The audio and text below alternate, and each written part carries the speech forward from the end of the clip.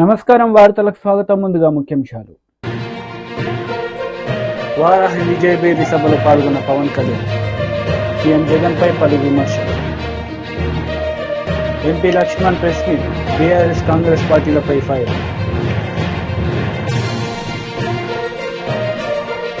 ఎన్నికల సందర్భంగా CM YS Jagan మేమంతా సిద్ధం బహిరంగ సభలో పాల్గొన్నారు. ఈ సందర్భంగా పలు అంశాలపై ఆయన ప్రసంగించారు.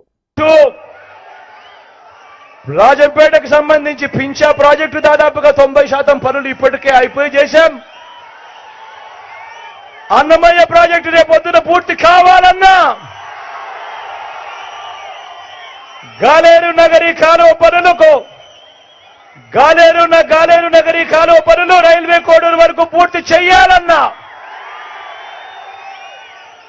ఇవన్నీ జరగాలన్నా ఏం చేయాలి?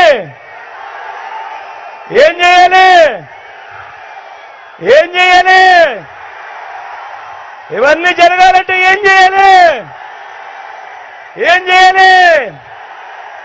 రెండు బటన్లు ఫ్యాన్ మీద నొక్కాలి. రెండు బటన్లు ఫ్యాన్ మీద నొక్కాలి. నొక్కి 175కు 175 అసెంబ్లీ స్థానాలు, 25 ఎంపీ స్థానాలకు 25 ఎంపీ స్థానాలు, ఒక్కటి కూడా తగ్గేందుకే వీలే లేదు. సిద్ధమేనా?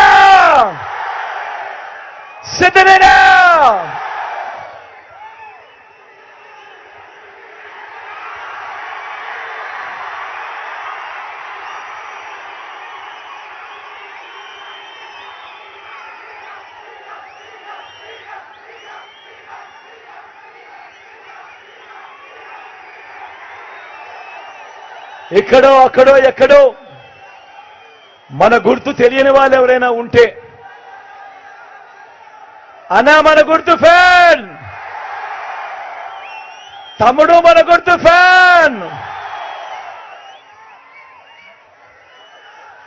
అక్క మన గుర్తు ఫ్యాన్, చెల్లెమ్మ అక్క మన గుర్తు ఫ్యాన్, అమ్మా అక్క మన గుర్తు ఫ్యాన్, అక్క పెద్దమ్మలు అవ్వలు మన గుర్తు ఫ్యాన్, తాతలు మన గుర్తు ఫ్యాన్.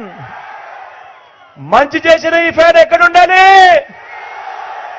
ఇంట్లోనే ఉండాలి. చెడు చేసిన సైకిల్ ఎక్కడ ఉండాలి? ఇంటి బయటే ఉండాలి.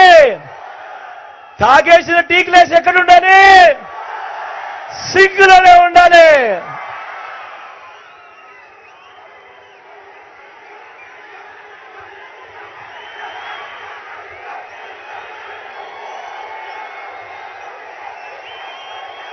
ఈ విషయాలన్నీ మీ అందరికీ కూడా చెబుతూ ఇంకో గొప్ప విషయం కూడా చెప్పాలి. అన్నమయ్య ఇదే రాజంపేటలో మన గగిరెడ్డి అన్న కాలేజ్,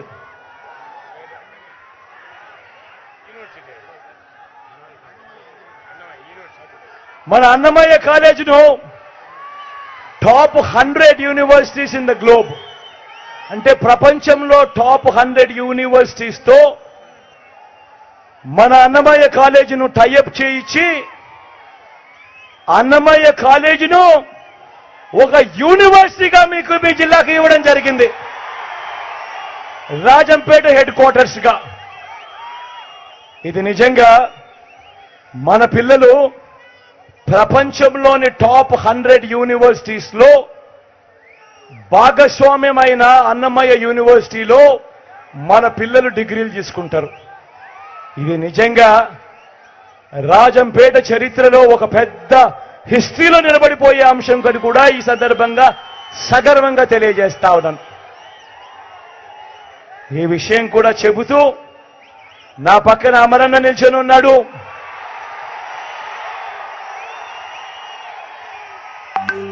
మంచివాడు, సౌమ్యుడు. అమరన్న మంచితనం గురించి నేను వేరే చెప్పాల్సిన పని లేదు. అమరన్న మనసు. మంగళగిరి నియోజకవర్గంలో నిర్వహించిన రచ్చబండ కార్యక్రమంలో నారా లోకేష్ పాల్గొన్నారు. ఈ సందర్భంగా ఆయన పలు అంశాలపై మాట్లాడారు. దాంట్లో మొదటి హామీ, మన ప్రభుత్వం ఏర్పడిన 5 సంవత్సరాల్లో 20 లక్షల ఉద్యోగాలు కల్పిస్తాం. ఉద్యోగాలు వచ్చే వరకు ప్రతి నెల నిరుద్యోగ భృతి 3,000 రూపాయలు అందిస్తాం తల్లి. రెండో హామీ, 18 నుంచి 59 సంవత్సరాల వయసు కలిగిన మహిళలకి ప్రతి నెల 1,500 రూపాయలు ఇస్తాం. అంటే సంవత్సరానికి 18,000, 5 సంవత్సరాలు 90,000 రూపాయలు. మూడో హామీ, బాబు గారు ముఖ్యమంత్రి ఉన్నప్పుడు గ్యాస్ ధర 400 రూపాయలు, ఇప్పుడు అదే గ్యాస్ ధర 1,200 రూపాయలు పెరిగింది. అందుకే తెలుగింటి ఆడపడిచిన ఆదుకునేదానికి ప్రతి కుటుంబానికి ప్రతి ఏడా ఉచితంగా 3 గ్యాస్ సిలిండర్లు మన ప్రభుత్వం అందిస్తుంది. నాలుగో హామీ, ప్రతి రైతుకి ఆర్థిక సాయం కింద 20,000 రూపాయలు అందిస్తాం. ఐదో హామీ, ఇంట్లో చదువుకున్న పిల్లలుంటే ఎంతమంది పిల్లలుంటే అంతమంది పిల్లలకి వాళ్ళ తల్లి తండ్రుల అకౌంట్ లో ప్రతి ఏడా 15,000 రూపాయలు వేస్తుంటారు. అంటే ఒకరుంటే 15,000, ఇద్దరుంటే 30,000, ముగ్గురుంటే ఎంతమ్మా? డ్వాక్రా సంఘాలు ఉన్నారు, లెక్కలు బాగేస్తారు. చెప్పండి, 45,000 రూపాయలు మీ అకౌంట్ లో జమ చేస్తాం. ఇంకా ఆరో హామీ ఏంటమ్మా? తెలుగింటి ఆడపడుచులు ఆర్టీసీ బస్సులో ఉచితంగా ప్రయాణించే హక్కు కూడా మన ప్రభుత్వం కల్పించబోతుంటారు. ఇట్లా 6 హామీలతో బాబు సూపర్ 6 రూపొందించాము. అమ్మా, జగన్మోహన్ రెడ్డి గారికి సవరాజకీయాలంటే బాగా ఇష్టం తల్లి. 2014లో తండ్రి సొమ్ము వాడుకున్నారు. 2019లో సొంత బాబాయిని చంపేసి బాబాయ్ సొమ్ము వాడుకున్నారు. ఇప్పుడు 2024 వచ్చింది, ఆయన ఆలోచిస్తున్నాడు ఎవరు సొమ్ము వాడదారా అని. అమ్మా, వృద్ధుల సవాలు వాడుకుంటున్నాడు. ఆయన తెలుసు 1వ తారీఖు వస్తుందని, పెన్షన్ ఇవ్వాలని తెలుసు, కావాలని వాలంటీర్ల చేత ప్రచారం చేపించారు. అది తెలుసుకుని ఎలక్షన్ కమిషన్ ఏకంగా వాళ్ళని దూరంగా పెట్టారు కార్యక్రమాలకి. 1వ తారీఖు వచ్చింది, పెన్షన్ ఇవ్వాలి. కేవలం 10% నిధులే సచివాలయం పంపించారు. వృద్ధులందరూ క్యూ కట్టారు సచివాలయం ముందర, కానీ డబ్బులు ఇవ్వలా. మొదటి రోజు ఎండ దెబ్బలకి మొదటి రోజు 32 మంది వృద్ధులు చనిపోయారమ్మా. అందుకే వృద్ధులకి నేను హామీ ఇస్తున్నా, మన ప్రభుత్వ అధికారంలోకి వచ్చిన వెంటనే 3,000 రూపాయల పెన్షన్ ని 4,000 రూపాయలు చేసే బాధ్యత మేము తీసుకుంటాం. వాలంటీర్ వ్యవస్థ కొనసాగిస్తాం. కేవలం పెన్షన్ కాదు, ఇతర సంక్షేమ కార్యక్రమాలు నేరుగా మీ గడపకు అందించే బాధ్యత కూడా మేము తీసుకుంటాం. తల్లి ఎన్ని సాధించాలంటే మీరేం చేయాలి? తల్లి ఏం చేయాలి? తల్లి మనకి 2 ఓట్లు ఉంటాయి. మొదటి ఓటు ఎంపీ గారికి, రెండో ఓటు ఎమ్మెల్యే అభ్యర్థికి. ఎంపీ అభ్యర్థి గారి గురించి కూడా ఒక 2 మాటలు చెప్పాలి. తెలుగుదేశం, జనసేన, భారతీయ జనతా పార్టీ బలపరిచిన ఎంపీ అభ్యర్థి పెమ్మసాని చంద్రశేఖర్ గారు. ఆయన ఒక పారిశ్రామికవేత్త.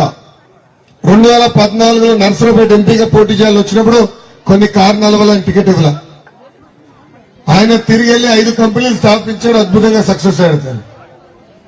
దర్జాగా బతకెళ్లిన వ్యక్తి. కరెక్ట్ గా సంవత్సరం క్రితం మళ్ళీ వచ్చారు. నేను ప్రత్యక్ష రాజకీయాల్లోకి రావాలనుకుంటున్నాను. ఆయన చెప్పా, ఈ ఎండలు మీరు తట్టుకోలేరని, ఈ దుమ్ము ధూళి మీ వల్ల అవదని. లేదు, నా ఆలోచనలో నేను నా కంపెనీ కోసం వాడా. BJP MP Laxman press meet నిర్వహించారు. ఈ సందర్భంగా ఇరు పార్టీలపై ఆయన మండిపడ్డారు. ఈ రకంగా సనాతన ధర్మాన్ని కించపరిచినవి కాదు. ఈ శామ్ పిట్రో ఏ స్థాయికి ఇంకా దిగజాడి మాట్లాడాడంటే, రాజ్యాంగం నిర్మాణంలో బాబాసాహెబ్ అంబేద్కర్ గారి యొక్క సహకారం కంటే, కాంట్రిబ్యూషన్ కంటే నెహ్రూ గారిది గొప్పదని, నెహ్రూ గారిది ఎక్కువ పాత్ర ఉందని చెప్పి అంబేద్కర్ గారిని అవమానపరిచే విధంగా వ్యాఖ్యానిస్తే కాంగ్రెస్ పార్టీ చోద్యం చూస్తున్నదంటే ఇది కాంగ్రెస్ యొక్క రహస్య ఎజెండాలో భాగం కాదా?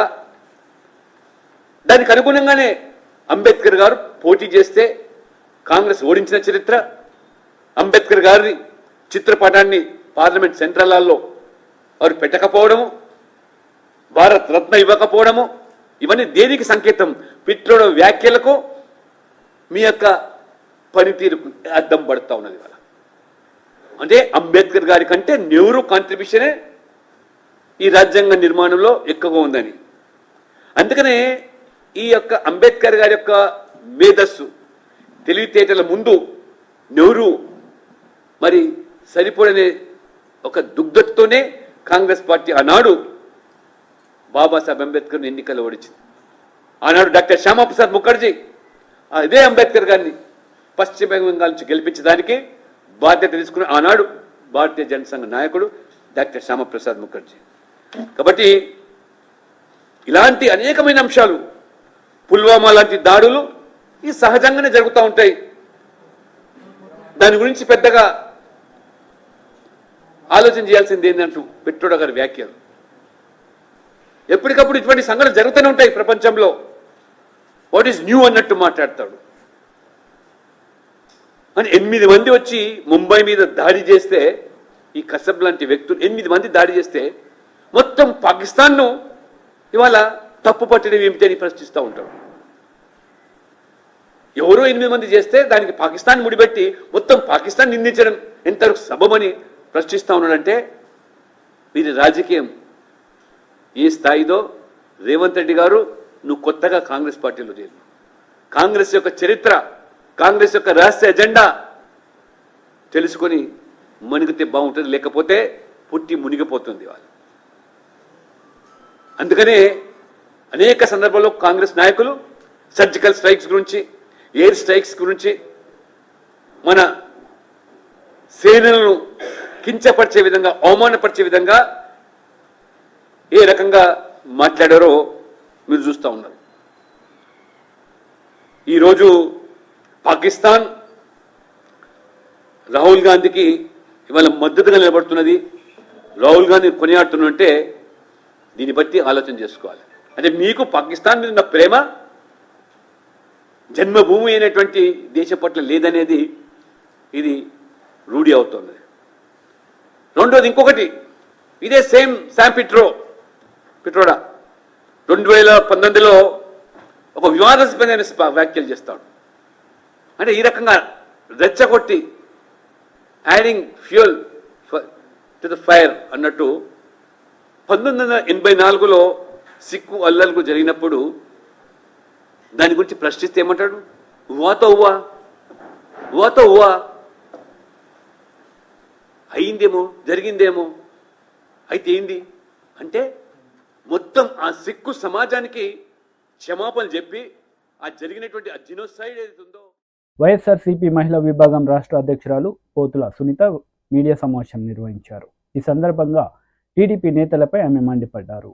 రాష్ట్రంలో ప్రశాంతంగా ప్రచారం జరుగుతున్నటువంటి సందర్భంలో దాడులు జరిపిస్తున్నాడంటే ఆయన డైరెక్షన్ లోనే ఈ రోజు దాడులు జరుగుతున్నాయి రాష్ట్రంలో. మహిళలను కూడా చూడకుండా ఎంత నీతి మాలిన నీచంగా చంద్రబాబు నాయుడు డైరెక్షన్ లో ఈ రోజు దాడులు జరుగుతున్నాయంటే రాష్ట్ర ప్రజానికం అంతా కూడా ఒకసారి ఆలోచించాలి, అప్రమత్తంగా ఉండాలని చెప్పి నేను కోరుతున్నాను. మొన్న తానేటి వనిత పైన హత్యా ప్రయత్నం జరిగింది.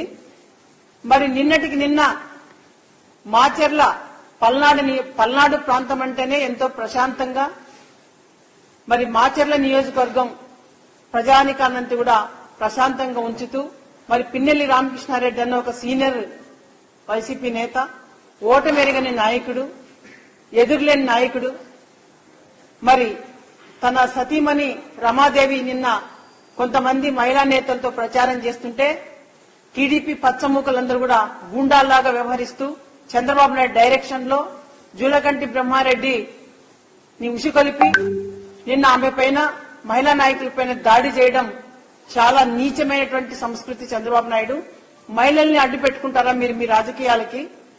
ప్రజాక్షేత్రంలో గెలవలేక, ప్రజాస్వామ్య పద్ధతుల్లో ఎన్నికలు చేయలేక ఎంత దుర్మార్గానికి ఒడిగట్టి మీరు ఈ రోజు మహిళలను కూడా చూడకుండా ఈ రోజు దాడి చేస్తున్నారంటే చాలా సిగ్గుమాలిన తనము. మరి ఏదైతే మీరు నిన్న మహిళల పైన కర్రలతోనా సీసాలతోనా దాడి చేసి వాళ్ళ తలలు బగలగొట్టి రక్తం చూశారు, మహిళల రక్తం చూశారు, ఖచ్చితంగా వాళ్ళు కన్నెర్ర చేస్తే మీ ఓటమి తప్పదు. చిత్తుగా ఓడించేది మిమ్మల్ని రాష్ట్రంలో మహిళామ తల్లులు అనేది చంద్రబాబు నాయుడు గుర్తుపెట్టుకోవాలా. ఎందుకు మాట్లాడుతున్నానంటే చంద్రబాబు నాయుడు నేపథ్యం ఏనాడు కూడా మహిళల్ని గౌరవించింది కానీ లేదు, వాళ్ళని అభివృద్ధి పరిచింది కానీ లేదు. మోసం చేసిన నైజమే చంద్రబాబు నాయుడు కాబట్టి, మహిళలంటే చంద్రబాబు నాయుడుకి లెక్కలేదు కాబట్టి మహిళా నేతలపైన, మహిళా అభ్యర్థులపైన, ప్రశాంతంగా ప్రచారం చేస్తున్నటువంటి మహిళలపైన దాడులు చేయించడం చాలా నీతిమాలిన చర్య. చంద్రబాబు నాయుడు, మీకు వయసు అయింది కానీ మీకు బుద్ధి లేదు కొంచెం కూడా. మీకు నిజంగా పిచ్చి పట్టింది. ఏది పడితే అది మాట్లాడడం, ఎట్లా పడితే అట్లా అరవడం రాష్ట్రంలో చూస్తున్నారు ప్రజలు. నీ మేనిఫెస్టో కూడా బోగస్ మేనిఫెస్టో. అది నిన్న ఆంధ్ర రాష్ట్ర ప్రజలందరికీ కూడా విజ్ఞప్తి చేస్తున్నాను, ఆ బోగస్ మేనిఫెస్టో నమ్మొద్దండి. గోబెల్స్ ప్రచారం అది. చంద్రబాబు నాయుడు అన్ని కూడా ముందు నుంచి గోబెల్స్ ప్రచారమే. ఏదో ఒక దుష్ప్రచారాలు చేసి పచ్చ మీడియాను అడ్డం పెట్టుకుని రాజకీయాలకు రావాలని చూస్తున్నాడు తప్పితే ప్రజాక్షేత్రంలో వాళ్ళకి ప్రజల దగ్గర ఎలాంటి గౌరవం గాని, ప్రజల దగ్గర ఎలాంటి భరోసా లేదు చంద్రబాబు నాయుడుకి. కాబట్టి ఈ రోజు భయపడి ఓటమి భయం పట్టుకొని ఓడిపోతున్నానని తెలిసే ఈ రోజు ప్రజాక్షేత్రంలో విలువ లేకనే ఈ రోజు చంద్రబాబు నాయుడు ఇలాంటి దాడులు చేపిస్తున్న వాళ్ళ పార్టీ నాయకులతోనా, కూటమితోనా. ఇది మంచి పద్ధతి కాదు చంద్రబాబు నాయుడు. మీకు ఏదైనా ప్రజాస్వామ్య పద్ధతుల్లోనే ఎన్నుకోవాలి తప్పితే ఇలా భయపెట్టి నయాన భయాన రాజకీయాలు చేసి గెలవాలంటే ప్రజలు సిద్ధంగా లేరు. ఎందుకంటే జగనన్న ప్రభుత్వంలో దేశానికే ఈ రోజు జగనన్న ఆదర్శంగా నిలబడ్డారు. అనేక సంస్కరణలు తీసుకొచ్చారు. పేద ప్రజానికంతని కూడా ఈ రోజు అభివృద్ధి పథంలో నడిపిస్తున్నాడు. ఈ రోజు విద్య, వైద్య, వ్యవసాయ రంగాల్లో దేశానికి ఆదర్శం జగనన్న. ఈ రోజు నిజంగా ఈ రోజు ఎంతమంది విద్యార్థులు ఈ రోజు ఈ రాష్ట్రంలో పేద విద్యార్థులంతా చదువుకొని ఉన్నత స్థాయికి పోవాలని చెప్పి ఈ రోజు విద్యా విధానంలో ఎన్నో విప్లవాత్మక మార్పులు తీసుకొస్తే అవి కూడా ఓర్చుకోలేక చంద్రబాబు నాయుడు ఎంత దుష్ప్రచారాలు చేస్తున్నారంటే మరి ఏదో ఒకటి ప్రజల్లో అబద్దాలు సృష్టించి ప్రజల దగ్గర ఓట్లు వేయించుకోవాలనేదే చంద్రబాబు నాయుడు నైజం. మరి మహిళామ తల్లుల పైన కూడా ఈ రోజు ఇంత దుర్మార్గంగా మహిళలు, ఎందుకంటే ఈ రోజు జగనన్న ప్రభుత్వంలో మహిళలే మహారాణులు, మహిళలకు అగ్రతాంబాలు ఇచ్చినటువంటి నాయకుడు జగన్మోహన్ రెడ్డి గారు. దేశానికే ఈ రోజు ఆదర్శం. చంద్రబాబు నాయుడు ప్రభుత్వంలో ఒక నినాదంగానే పనిచేశాడు కానీ ఏ రోజు కూడా ఒక విధానంతో మహిళలకు పనిచేయలేదు చంద్రబాబు నాయుడు. ఈ రోజు జగనన్న ఒక విధానంతో మహిళలకి మరి వాళ్ళ ఆర్థికాభివృద్ధి కోసం వాళ్ళని రాజకీయంగా కూడా ఎన్నో పదవులు ఇచ్చి మహిళల్ని అందలం ఎక్కించినటువంటి ముఖ్యమంత్రి జగనన్న. మరి ప్రతి గ్రామంలో మహిళలందరూ కూడా ఎంతో అభివృద్ధి చెందారు. వాళ్ళందరూ కూడా ఈ రోజు ఓట్లు వేయడానికి జగనన్నకి మద్దతు పలకడానికి సిద్ధమైపోయారు. మరి రేపు మే 13న మహిళా వారాహి విజయబేరి బహిరంగ సభలో జనసేన అధినేత పవన్ కళ్యాణ్ పాల్గొన్నారు. ఈ సందర్భంగా ప్రజలను ఉద్దేశించి ఆయన మాట్లాడారు. ఒక స్కిల్ సెట్ సరిపోదు, ఒక నైపుణ్యం సరిపోదు, 4-5 నైపుణ్యాలు కావాలి, 4-5 స్కిల్ సెట్స్ కావాలి. ఎవడు నేర్పిస్తాడు అవన్నీ? ప్రభుత్వం బాధ్యత తీసుకోవాలి. ఆ బాధ్యత, అందుకే నేను మీకు మాటిస్తున్నాను యువతకి, మీకోసం దశాబ్దం అన్ని వదిలి పెంచిన నాయకులు బూతులు తిడుతుంటే నేను భరిస్తా ఉన్నా. దేనికోసం భరిస్తాను? మీకోసం భరిస్తాను, మీ భవిష్యత్తు కోసం. నేను మీకు మాటిస్తున్నా, నేను మీకోసం మాటిస్తున్నా, మీ భవిష్యత్తు కోసం అహిర్నిశలు ఒళ్ళుంచి నేను పనిచేస్తాను మీకోసం. మీ భవిష్యత్తు కోసం అసెంబ్లీలో మీ గళం వినిపిస్తాను. రోడ్డు మీద చిన్న చిత్తు పేపర్లో నలిగిపోయి పొట్ల విసిరేస్తే దాన్ని పట్టుకొని నేను మాట్లాడతాను. జనవాణి కార్యక్రమం ఎలా వచ్చింది? ముఖ్యమంత్రి రోడ్లు విస్తరణకి, ఇంటి విస్తరణకి రోడ్లు వెడల్పు చేస్తే ఉన్న ఇల్లు కూలగొడితే ఒక ఆడబిడ్డ వచ్చి, ఒక చెల్లి వచ్చి, అన్న నాకు ఇల్లు కొట్టి, వాలంటీర్ని అన్నా,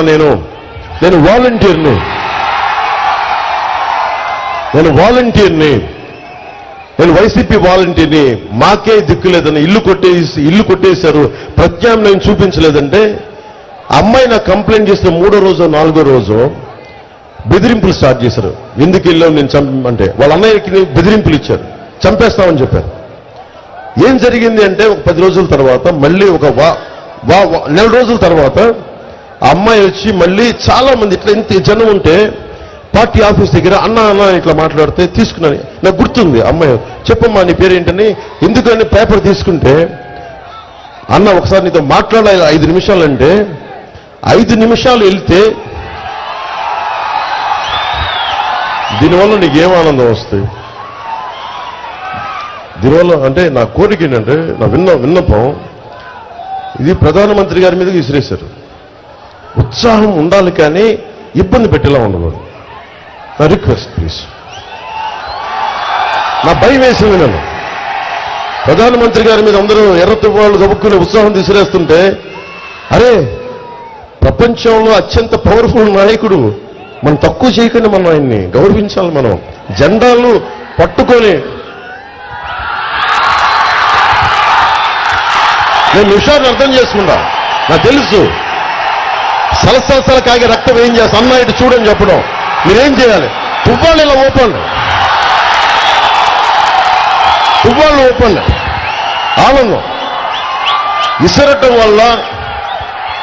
వల్ల అది మన సంస్కారంగా, అది మటుకు దయచేసి నా రిక్వెస్ట్. మీ ఉత్సాహం కాదని మళ్ళీ విషయానికి వద్దాం. ఆ బిడ్డ నా దగ్గరికి వచ్చి మాట్లాడాలి, చెప్పమ్మా ఏమైందంటే వచ్చి నా దగ్గరికి ఏం చెప్పింది, అన్న ఆ రోజు నీ దగ్గరికి వచ్చి చెప్పాను కదన్నా, చెప్తే మా అన్న కనిపించట్లేదన్నా, మొన్న వారం రోజుల క్రితం మా అన్నని సెవై తిరిగి వచ్చారన్నా, ఒక ట్రైలర్ ఆటోలో పట్టుకొచ్చారన్నా మా అన్నని. ఏం జరిగిందమ్మా అన్న ఆ రోజు నీకు వచ్చి కంప్లైంట్ చేయగానే చాలా బెదిరింపు కాల్సి వచ్చినాయి అన్న, మా అన్నని బెదిరించారన్నా. సాయంత్రం సండేకి వెళ్ళి ఆదివారం అన్న రోజున ఆదివారం ఇంటికి వెళ్ళి చేపలు కొనుక్కొస్తానని మార్కెట్కి వెళ్ళాడన్నా, ఇంటికి రాలేదన్నా. మధ్యాహ్నం రాలేదన్నా, సాయంత్రం రాలేదు. నెక్స్ట్ డే 24 గంటల తర్వాత నేను ఒంగోలుకి వెళ్ళిపోయానని ఫోన్ చేశాడంట. ఎందుకు వెళ్ళిపోయాను అన్నయ్య, వాళ్ళ అన్నయ్య అమ్మాయి అడిగితే నేను చెప్తానని అంటాడు. 72 గంటల తర్వాత అబ్బాయి శవమై ట్రైలర్లో పట్టుకొచ్చి వదిలేసి వెళ్ళిపోయారు. అమ్మాయి భయపడిపోయింది, తల్లి, ఆ బిడ్డ, వాళ్ళ అన్నయ్య. అన్నను చంపేశారు. పోలీసులు దాని మీద రెస్పాన్స్ ఇవ్వలేదు. నేను మాట్లాడితేనేమో తెలుసు కదా ప్రభుత్వం ఎలా ఉంటుందో, దాని మీద ఖాతరు చేయలేదు. నేను చెప్తున్నాను మీకు, ఆ కేసు తిరిగి నేను రీఓపెన్ చేయిస్తాను. ఆ బిడ్డ ఏడుపు నేను మర్చిపోలేను, ఆ చెల్లెలు ఏడుపు నేను మర్చిపోలేను. రీఓపెన్ చేయిస్తాను ఆ కేసు. అలాగే ఎందుకు చెప్తున్నాను ఈ మాట అంటే, జనవాణి కార్యక్రమం అలా ప్రారంభమైంది. నేను వినటానికి రెడీగా ఉన్నాను. మన పశ్చిమ నియోజకవర్గం ఉంది, ఇక్కడ మనకి సమస్య ఉంది. మన నాయకుల్ని పంపిస్తాను, వెళ్ళిపోయిన నాయకులను వదిలేద్దాం, కొత్త నాయకులు తయారు చేస్తాం, మీలో నుంచి పుట్టిస్తాం నాయకుల్ని. మనం ఉన్న నాయకుల్ని ముందుకు పైకి తీసుకొస్తాం. మీ సమస్యకి ఆయన ఎమ్మెల్యేగా ప్రమాణ స్వీకారం చేయబోతారు కొద్ది రోజుల్లోనే, మనకి జూన్లో. నేను తీసుకెళ్తాను, ఆయన ఎలాగ చేస్తారు ఆయనకు చెప్పక్కర్లా. కానీ ప్రత్యేకమైన అభ్యర్థులు ఏదైనా ఉంటే జనసేన దృష్టికి తీసుకురండి. మీరు హిందువుల, ముస్లింల, క్రిస్టియన్నా, ఏ కులం, బీసీ, ఎస్టీ, కాపు, మీరు ఏ కులమైనా కానివ్వండి, మీకు అన్యాయం జరిగింది, నాకు ఇది కావాలి, ఈ సమస్య ఉంది మా దృష్టికి తీసుకురండి. భారతీయ జనతా పార్టీ నాయకుల దృష్టికి తీసుకెళ్ళండి, తెలుగుదేశం నాయకుల దృష్టికి తీసుకెళ్ళండి. మేము వచ్చి మీకు నిర్విరామంగా, నిస్వార్థంగా పనిచేయడానికి సిద్ధపడి ఈ రోజున వారాహి మీద మనకి వారాహి తల్లి ఆశీస్సులతో మీ ఎదుటిగా నిలబడి మేము మాట్లాడుతున్నాం, మీకు మాటిస్తున్నాం. అలాగే యువతకి ఫీజు రీయింబర్స్మెంట్ చేయాల 2,300 కోట్ల రూపాయలు. డబ్బు ఎలా వేస్ట్ అవుద్ది చెప్పండి, డబ్బు ఎలా వేస్ట్ అవుద్ది? 2,000 గొంతు పోతుంది, అరవకంట గొంతు పోతుంది. ఈరోజు అరుగుతుంది. 2,300 కోట్ల రూపాయలు రంగులు వేసిండ్రు. 1,300 కోట్లు గవర్నమెంట్ భవనాలకి. మీరందరూ యువత కదా, మీరు ఆలోచించండి. ఎప్పుడన్నా కేంద్ర భవనాలకి పార్టీ మారినప్పుడల్లా కేంద్ర భవనాలకి దశాబ్దంగా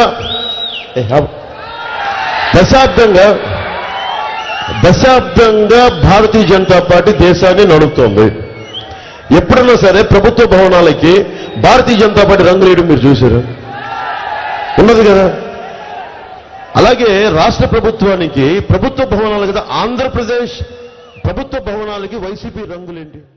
వార్తలు ముగించే ముందు ముఖ్యాంశాలు మరోసారి. వారాహి విజయభేరి సభలో పాల్గొన్న పవన్ కళ్యాణ్, సీఎం జగన్పై పలు విమర్శలు. MP Laxman press meet, BRS Congress పార్టీలపై ఫైర్.